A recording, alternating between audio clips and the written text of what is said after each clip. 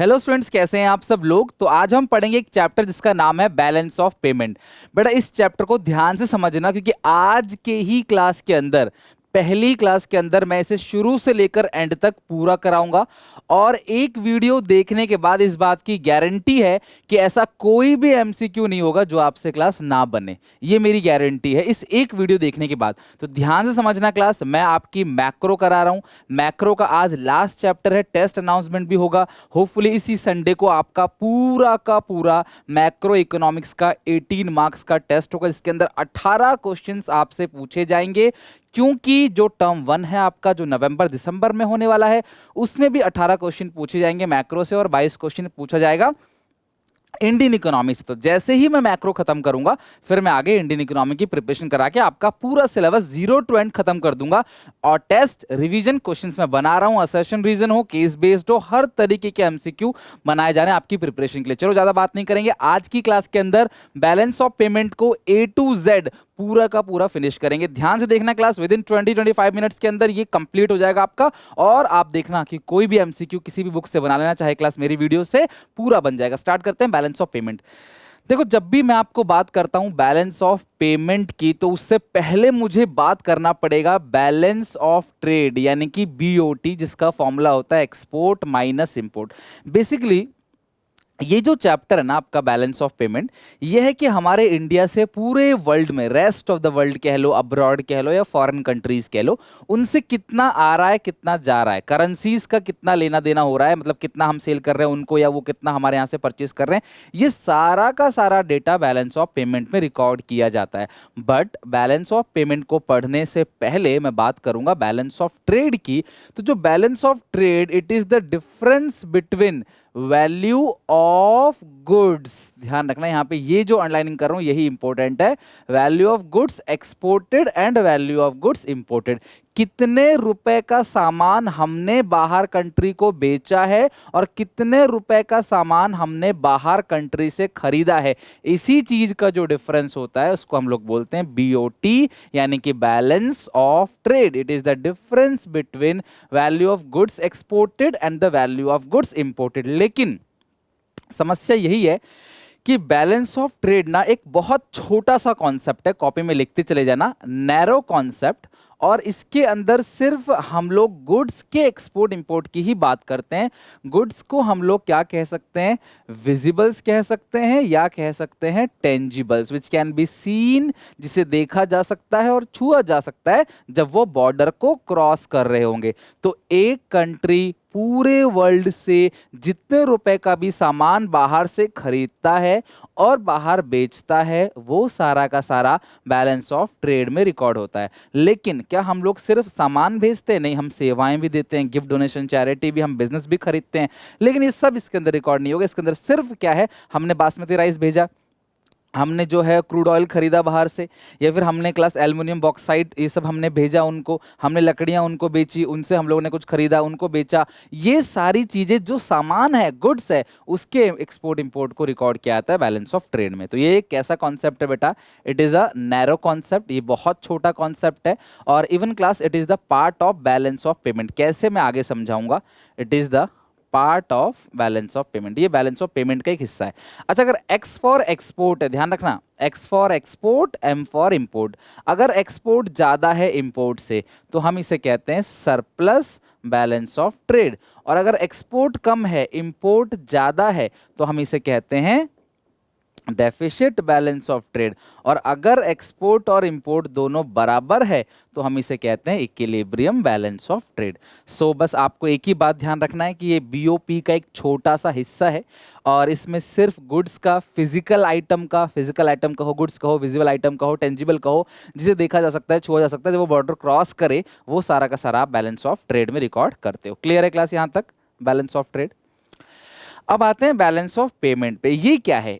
एक कंट्री ने rest of the world से जितने भी ट्रांजैक्शन किए हैं, all economic transaction of a country with the rest of the world, all economic transactions, balance of payment is a wider concept. ये एक wider concept है, यानी कि बड़ा concept है. इसके अंदर एक कंट्री ने, मान लो ये पूरा का पूरा आपका बीओपी है, ये सर्कल आपका बीओपी है, इसका एक छोटा सा हिस्सा जो है बीओटी, यानी कि इसके अंदर और भी बाकी चीजें कवर होती हैं. और गुड्स जो हमने बाहर भेजा, चाहे सर्विसेज हमने बाहर दिया, चाहे गिफ्ट दिया, चाहे कोई कैपिटल ट्रांसफर हुआ कि हमने किसी कंपनी के शेयर्स खरीदे या उन्होंने हमारे यहाँ पे इन्वेस्टमेंट किया, लोन लिया, लोन दिया, सब कुछ बैलेंस ऑफ पेमेंट में रिकॉर्ड होता है. तो यानी कि एक कंट्री पूरे वर्ल्ड से जो भी ट्रांजैक्शन करती है वो सारा का सारा ट्रांजैक्शन कहाँ रिकॉर्ड होता है? बैलेंस ऑफ पेमेंट में. Hence we can say that balance of payment is a wider concept. ठीक है, ये वाइडर कॉन्सेप्ट है. यहाँ एक कंट्री ने जितना भी ट्रांजैक्शन किया है पूरे वर्ल्ड से वो सारा का सारा रिकॉर्ड होता है. तो सर कौन कौन सी ट्रांजैक्शन रिकॉर्ड होती हैं? ये वाइडर कॉन्सेप्ट. इसके अंदर सबसे पहला गुड्स. गुड्स का मतलब क्या होता है?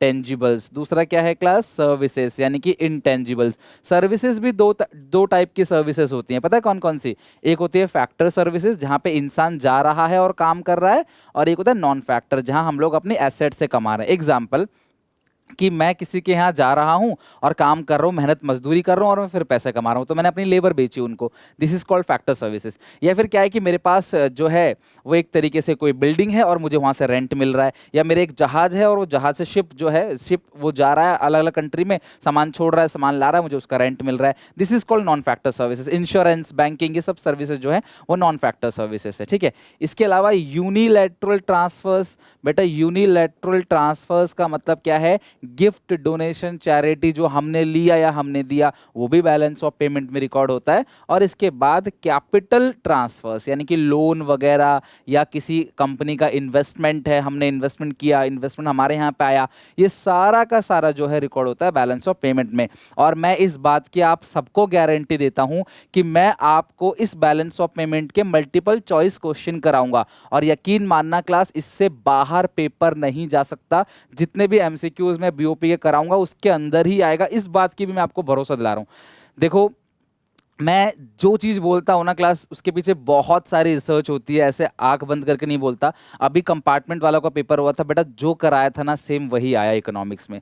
बहुत एक्सपीरियंस है. Age is not the guarantee of maturity. मेरी एज कम है तो ये मत समझना मुझे एक्सपीरियंस नहीं है. मुझे 10 साल का एक्सपीरियंस है पढ़ाते पढ़ाते. बहुत बच्चों को पढ़ाया लाइव, फेस टू फेस, और क्लास यूट्यूब पे भी. ठीक है, क्योंकि बहुत सारी क्लासेस ली हैं मैंने, कम क्लासेस नहीं ली हैं, तो मुझे पता है. तो आप इतना, अगर आपको मेरी बात का यकीन नहीं है ना क्लास, आप मेरे इस पूरे लेक्चर को अच्छे से सुन लो. इसके बाद किसी भी बुक को उठाना, उसके एमसीक्यूज बना लेना, या किसी भी यूट्यूबर के एमसीक्यूज या टीचर के एमसीक्यूज बना के देख लेना आपसे बनते हैं कि नहीं बनते. ठीक है. और आप पुराना पेपर उठा के देख लेना जो कंपार्टमेंट का भी आया होगा या किसी भी साल का, और उसमें जो भी क्लास इस टॉपिक से क्वेश्चन पूछा गया वो बनते हैं कि नहीं बनते. वीडियो थोड़ी लंबी जरूर होती है क्योंकि क्लास में मन से पढ़ाता हूँ. मेरा मेन मोटो नहीं है कि 2 मिनट 4 मिनट के आके व्यू बटोरने का. ठीक है. बाकी आपको अच्छा लगे तो चैनल को सब्सक्राइब करके बेल आइकन दबा देना, वीडियो को लाइक कर देना, अपने सारे क्लासमेट में शेयर कर देना. बिकॉज अब मैं तन मन धन से लग गया हूँ 12th के बोर्ड एग्जामिनेशन की प्रिपरेशन कराने के लिए 21-22 के बच्चों के लिए, यानी कि जिनका नवंबर में टर्म 1 है, नवंबर दिसंबर में, और क्लास मार्च अप्रैल में टर्म 2. ओके, स्टार्ट करते हैं. चलो, तो बीओपी नैरो कॉन्सेप्ट है, छोटा सा कॉन्सेप्ट है, क्योंकि बीओपी सिर्फ एक छोटा हिस्सा है. बीओटी जो है वो नैरो कॉन्सेप्ट है, वो बीओपी का छोटा सा हिस्सा है. और बीओपी वाइडर कॉन्सेप्ट है, इसके अंदर सब कुछ रिकॉर्ड किया जाता है. एक कंट्री ने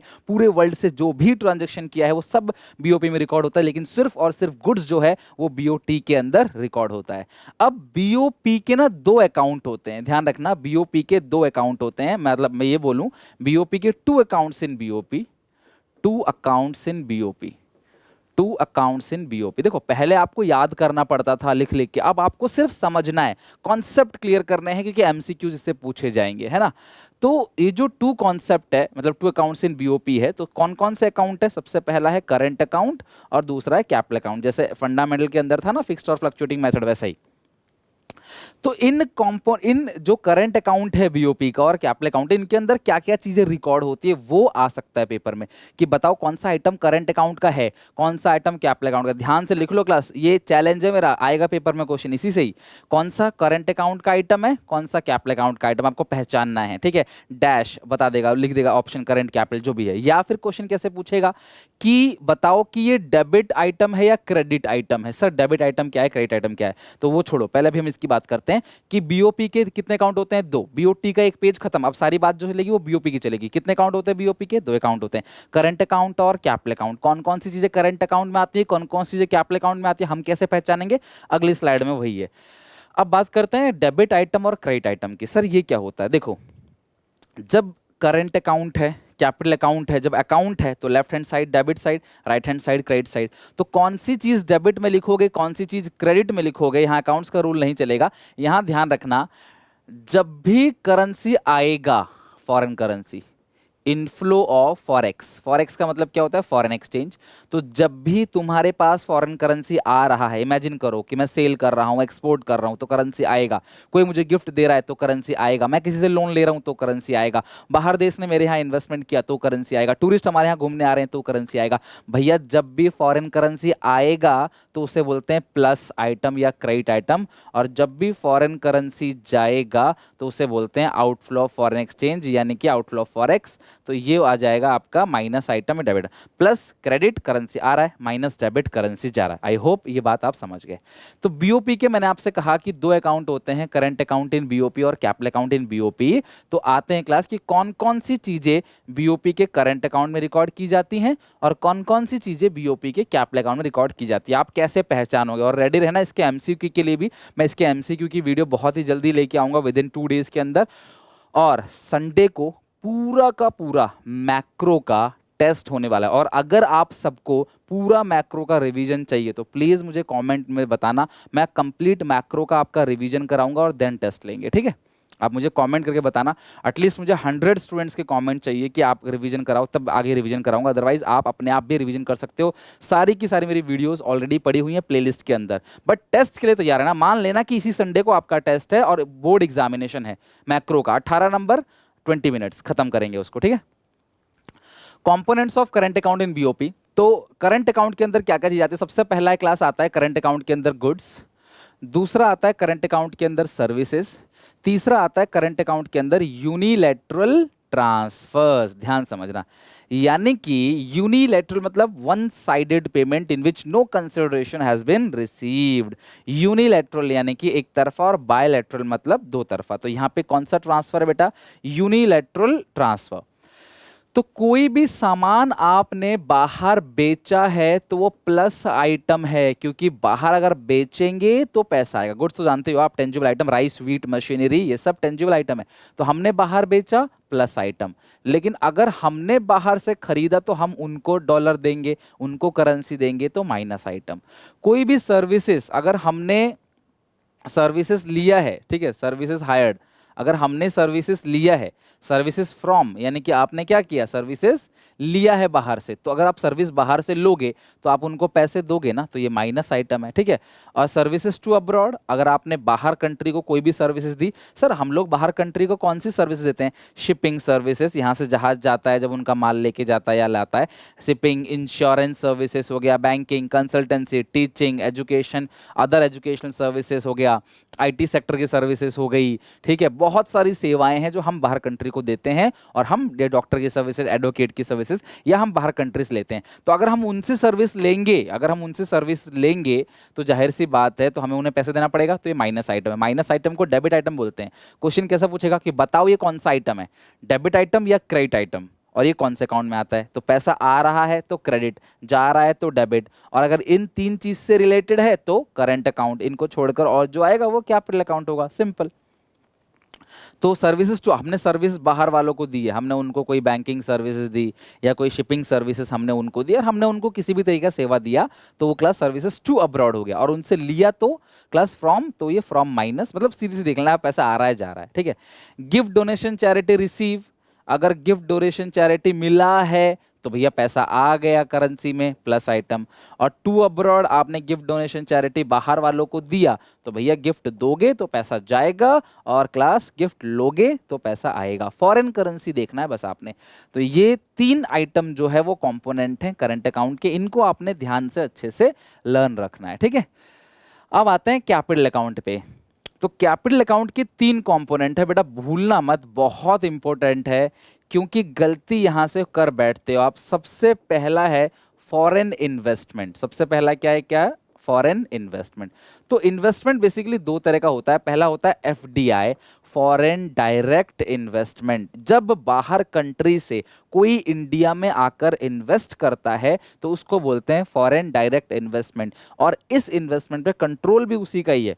या फिर हम लोगों ने बाहर कंट्री में कोई इन्वेस्टमेंट किया और उस इन्वेस्टमेंट पे कंट्रोल हमारा है। जैसे रतन टाटा ने जैगवार और लैंड रोवर, ये दो बड़ी कंपनियों को खरीद लिया, तो इनकी गाड़ियों पे कंट्रोल किसका है? वो रतन टाटा का है, मतलब टाटा एंटरप्राइज का है।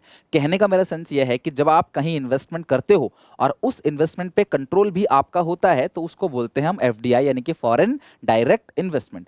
और दूसरा होता है पोर्टफोलियो। जब आप शेयर्स में इन्वेस्टमेंट करते हो, इसे बोलते हैं एफआईआई, फॉरेन इंस्टीट्यूशनल इन्वेस्टमेंट। बेटा मैं जो भी बता रहा हूँ आपको ये सारी चीज़ें लिखनी है। जैसे आप स्कूल में पढ़ते हो तो टीचर आपको व्हाइट बोर्ड या ब्लैक बोर्ड पे लिखवाते हैं तो आप कॉपी पे नोट करते हो, घर आके रिवीजन करते हो। ये सेम टू सेम वैसा ही है, बस वहाँ पे आप डाउट इंस्टेंटली सर से पूछ लेते हो, वो भी कुछ ही बच्चे पूछते हैं, यहाँ पे आप कॉमेंट करते हो, सिर्फ इतना फ़र्क है। वहाँ पे आप हेवी फीस देते हो, यहाँ पे आपको फ्री ऑफ कॉस्ट चीज़ें दी जा रही है। और क्वालिटी तो कंपेयर करना आपका काम है। मैं तो अपने आप को अच्छा बोलूंगा ही, कौन इंसान अपनी बुराई करता है? हर एक इंसान अपने लिए हीरो होता है। लेकिन मैं तन मन धन से पढ़ा रहा हूँ, मेरा पढ़ाने का तरीका सब कैसा लग रहा है, समझ आ रहा है कि नहीं आपको? मुझे जरूर कमेंट करना, क्योंकि यही चीज़ है, ये आपके कमेंट, ये आपका लाइव जो आप लाइक करते हो, यही क्लास फ्यूल की तरह काम करता है मेरे अंदर, आपको पढ़ाने का जज्बा जलाए रखने के लिए, है ना? तो प्लीज़ यार लाइक कमेंट जरूर करा करो।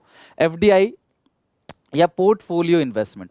अच्छा, मैंने आपसे कहा कि जब आप किसी फॉरेन कंट्री में किसी एसेट को खरीदते हो तो उस एसेट पे आपका कंट्रोल रहता है कि नहीं? उस एसेट पे आपका कंट्रोल है, that is called foreign direct investment. उस कंपनी पे आपका कंट्रोल है।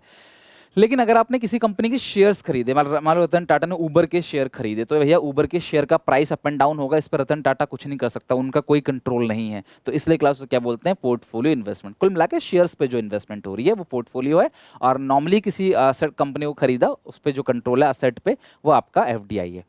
तो इन्वेस्टमेंट चाहे कैसा भी सही, ध्यान से सुनो पंच लाइन, इन्वेस्टमेंट चाहे कैसा भी सही, अगर इन्वेस्टमेंट बाय एनआरआई है, नॉन रेजिडेंट है, बाहर कंट्री से इन्वेस्टमेंट आ रहा है इन इंडिया में, तो भैया इन्वेस्टमेंट आएगा तो पैसा भी आएगा, प्लस आइटम। इसलिए मोदी जी बाहर जा जाके बोलते हैं भैया आओ हमारी कंट्री में इन्वेस्ट करो, इन्वेस्टमेंट आएगा पैसा आएगा हमारे पास, तो ये प्लस आइटम है।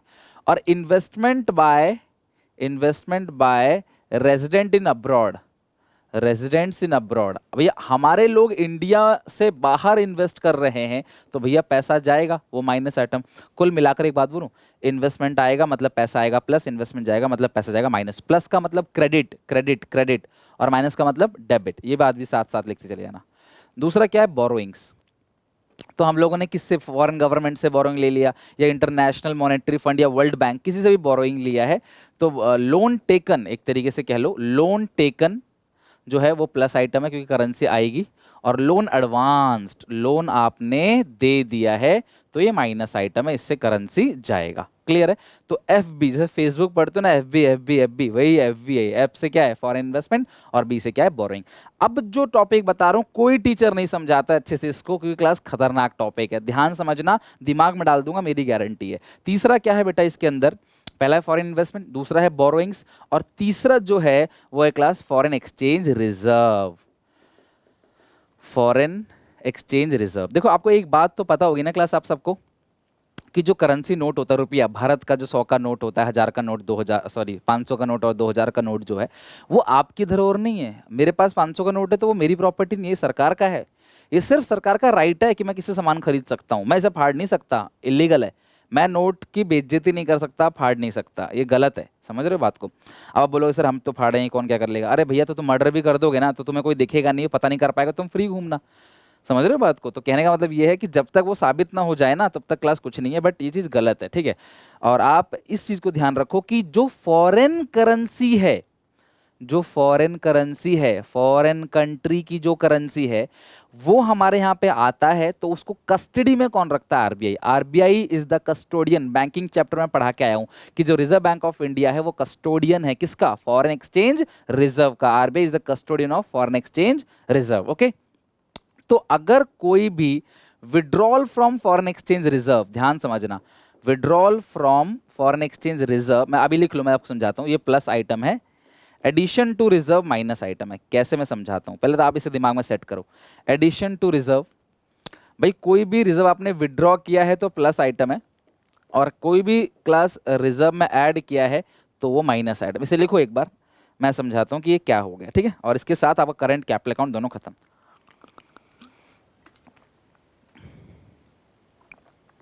सुनो मेरी बात, पहले आप इसे लिख लो, आई होप लिख लिया होगा।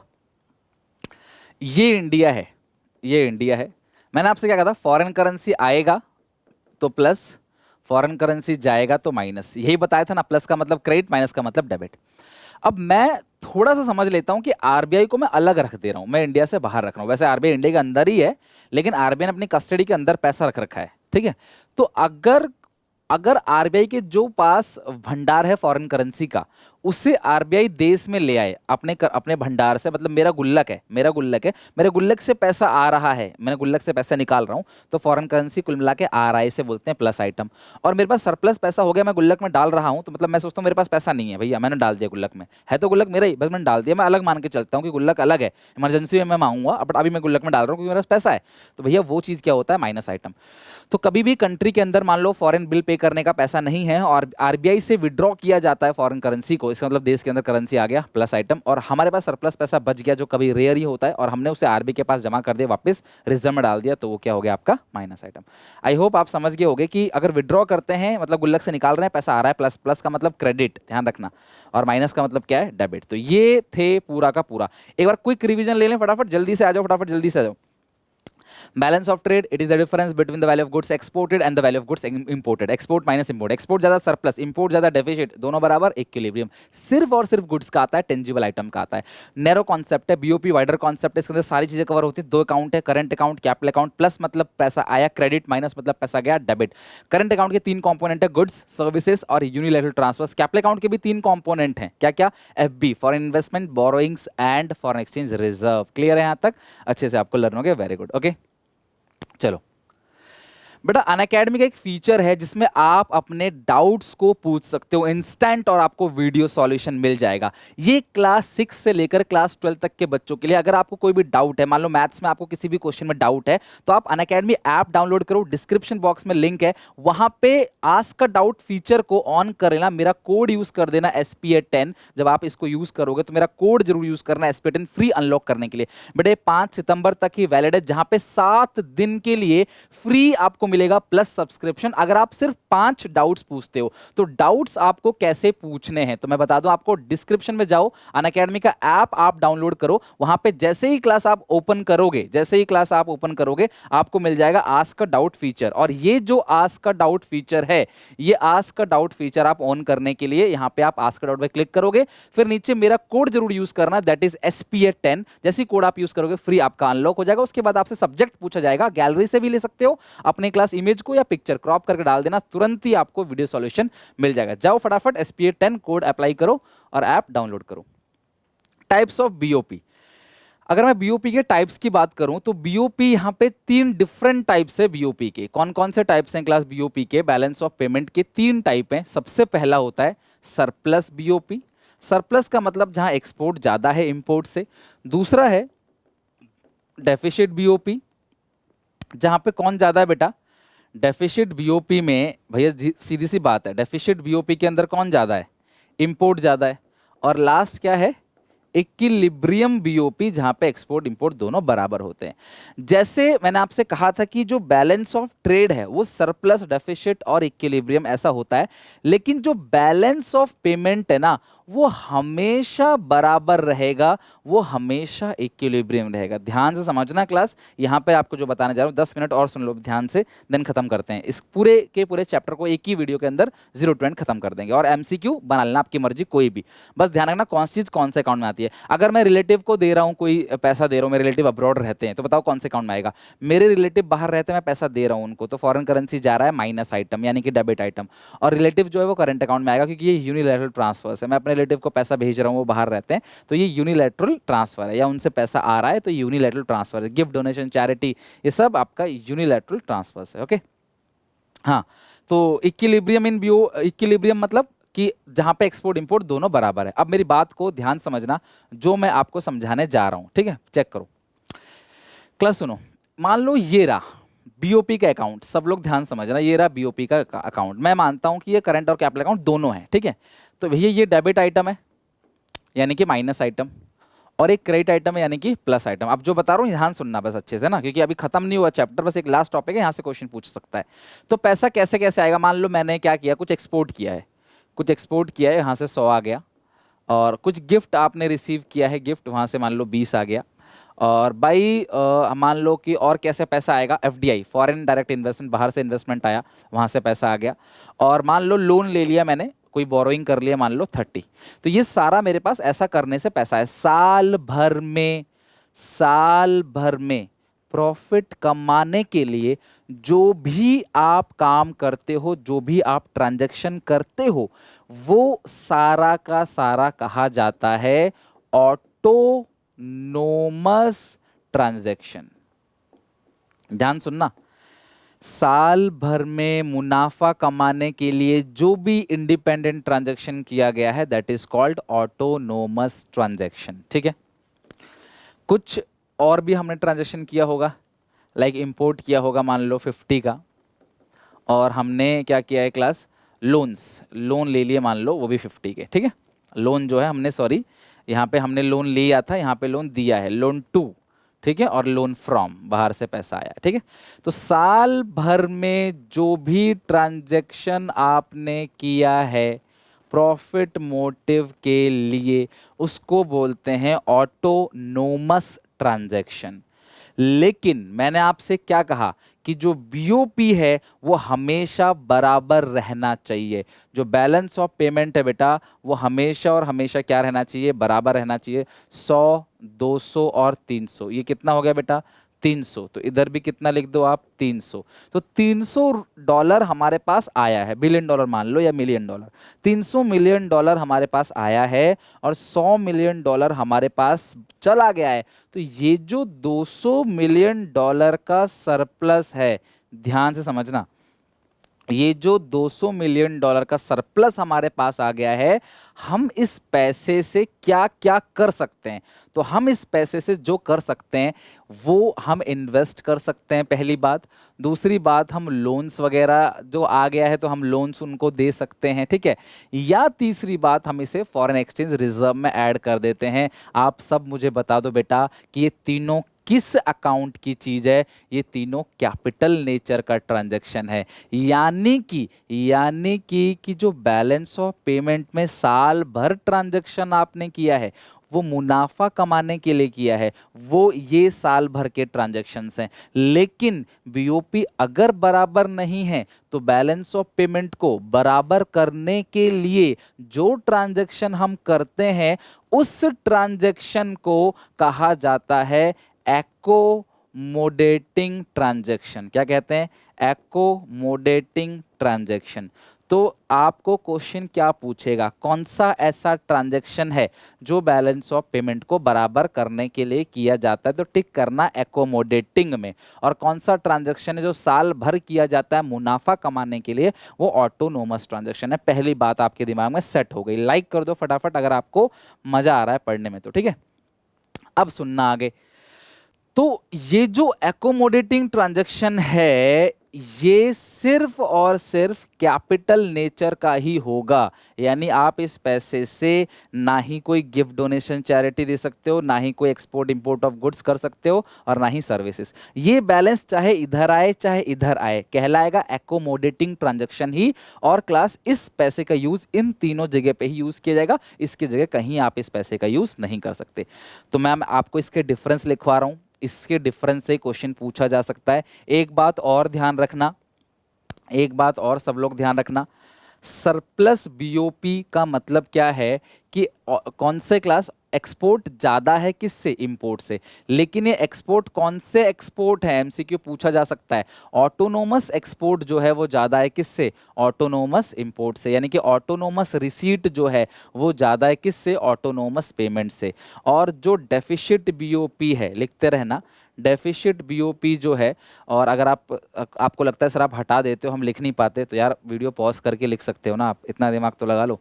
अगला क्या है क्लास, ऑटोनोमस पेमेंट जो है वो ज़्यादा है किससे, ऑटोनोमस ऑटोनोमस रिसीट से, तो उसको कहते हैं डेफिशिट बीओपी। और इक्विलिब्रियम बीओपी कौन सा होता है? इक्विलिब्रियम बीओपी जहां पे autonomous receipt is equal to autonomous payment, मतलब कहीं भी इसमें एकोमोडेटिंग नहीं है, क्योंकि साल भर जो भी आप ट्रांजेक्शन करते हो वो होता है आपका ऑटोनोमस ट्रांजेक्शन। तो ऑटोनोमस रिसीट ज्यादा है, तो आपको ऑप्शन आएगा कि सरप्लस बीओपी का मतलब क्या है, तो where autonomous receipt is greater than autonomous payment, ये होगा सरप्लस बीओपी। ठीक है, नेक्स्ट, यहां तक तो क्लियर हो गया। अच्छा, एक चीज और, एक बात और ध्यान सुनना, तो अगर आप देखो ना, तो ये जो ऑटोनोमस ट्रांजैक्शन है, ध्यान से देखना, ऑटोनोमस ट्रांजैक्शन ये करंट अकाउंट का नेचर है, ये कैपिटल अकाउंट का नेचर है, ये कैपिटल अकाउंट का नेचर है, कैपिटल अकाउंट नेचर है, दोनों करंट अकाउंट के नेचर है। तो ऑटोनोमस ट्रांजैक्शन कैपिटल अकाउंट के नेचर में भी हो सकता है, करंट अकाउंट के नेचर में भी हो सकता है, बट जो एकोमोडेटिंग ट्रांजैक्शंस हैं वो हमेशा और हमेशा किस नेचर के ट्रांजैक्शंस होंगे? कैपिटल नेचर के। क्यों? क्योंकि इसमें आप तो लोन दे सकते हो, एफडीआई कर सकते हो, या फॉरेन एक्सचेंज रिजर्व इसको मेंटेन कर सकते हो। तो ये ऑटोनोमस और ऑटोनोमस जो है वो करंट और कैपिटल अकाउंट दोनों ट्रांजैक्शन को से डील करेगा, बट जो बैलेंसिंग फिगर होगा ना वो हमेशा और हमेशा एकोमोडेटिंग ट्रांजैक्शन होगा और कैपिटल नेचर में ही डील करेगा। ये ऊपर लिखा जाता है, इसे इसे अबव द लाइन बोलते हैं, ये नीचे लिखा जाता है इसलिए इसे बिलो द लाइन बोलते हैं। बैलेंसिंग फिगर हमेशा नीचे लिखा जाता है बिलो द लाइन, और ये सारा ऊपर लिखा जाता है। और आखिरी बात, ये 200 ना इन दोनों साइड पे डिपेंडेंट है। तो आपसे क्वेश्चन पूछेगा dash transactions are dependent on other transaction, तो भैया एकोमोडेटिंग ट्रांजैक्शन जो है वो बेटा डिपेंडेंट है। ठीक है, क्या है? डिपेंडेंट, किसी पे डिपेंडेंट है, लेकिन ऑटोनोमस इंडिपेंडेंट है। साल भर में कोई भी ट्रांजैक्शन कर रहे हो वो ऑटोनोमस है, वो इंडिपेंडेंट है, लेकिन एकोमोडेटिंग ट्रांजैक्शंस जो है वो क्या है बेटा? वो डिपेंडेंट है। एकोमोडेटिंग डिपेंड करता, अगर राइट साइड बड़ी हुई, मान लो उधर लिखा होता 400 तो इधर आंसर 300 आता,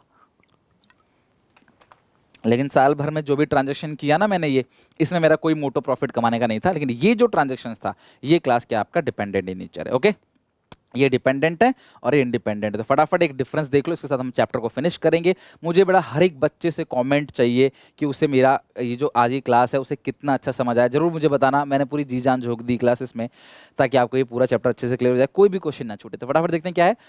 अब ये डिफरेंस तुम्हें लर्न हो चुका है, देखो magic. Autonomous items refers to those transactions which occur due to some economic motive. Economic motive मतलब प्रॉफिट कमाने के लिए जो भी ट्रांजेक्शन किया था, लाइक इंपोर्ट कर रहे हो मशीन को, एफडीआई कर रहे हो, तो ये करंट अकाउंट का नेचर है, और ये क्या है? कैपिटल अकाउंट का नेचर है। तो कैपिटल अकाउंट में क्या होता है कि जो बिजनेस खरीदते हैं ना, मान लो कि रतन टाटा ने पूरी कंपनी खरीद ली, तो कंपनी के अंदर गाड़ियां भी होंगी, तो ये कैपिटल नेचर का ट्रांजैक्शन है, कैपिटल अकाउंट में आएगा। लेकिन रतन टाटा ने बाहर से कोई कार खरीदी है, नॉर्मल कार खरीदी है, रॉयल्स रॉयस खरीद ली मान लो, तो भैया ये करंट अकाउंट का है, क्योंकि ये विजिबल आइटम है। कोई असेट लायबिलिटी चेंज हो रहा है ना, तो कैपिटल में, नॉर्मल कोई सामान खरीद रहे हैं तो करंट में। ये इंडिपेंडेंट है, मैंने कहा था ऑटोनोमस आइटम इंडिपेंडेंट है, और ये करंट और कैपिटल दोनों नेचर में आ सकता है, और क्योंकि ये ऊपर लिखा रहता है इसे बोलते हैं above the line item, above the line item. ये नीचे लिखा रहता है एकोमोडेटिंग, इसे बोलते हैं बिलो द लाइन आइटम, और ये सिर्फ और सिर्फ कैपिटल नेचर के ट्रांजेक्शन, मतलब जो बैलेंसिंग फिगर आएगा उसे हम कैपिटल नेचर के ट्रांजेक्शन में ही यूज कर सकते हैं। जो भी सरप्लस है, या तो हम सरप्लस पैसा आ गया तो बाहर किसी को लोन दे दें, या बाहर इन्वेस्टमेंट कर दें, या फॉरेन एक्सचेंज रिजर्व मेंटेन कर लें। ये डिपेंडेंट है, एकोमोडेटिंग डिपेंड किस पे करता है? ऑटोनोमस पे। तो कौन सा आइटम डिपेंडेंट है? एकोमोडेटिंग। कौन सा डिपेंडेंट नहीं है? ऑटोनोमस। और एकोमोडेटिंग ट्रांजेक्शन कौन से होते हैं? Refers to those transaction which take place to cover करने के लिए क्या? सरप्लस और डेफिसिट। जैसे विड्रॉ किया फॉरेन एक्सचेंज रिजर्व से, या लोन दिया है क्लास, या लोन लिया है, ये सारी चीजें तो आप देख रहे हो, withdrawal from foreign exchange reserve और लोन, ये दोनों कैपिटल नेचर के ट्रांजेक्शन्स हैं।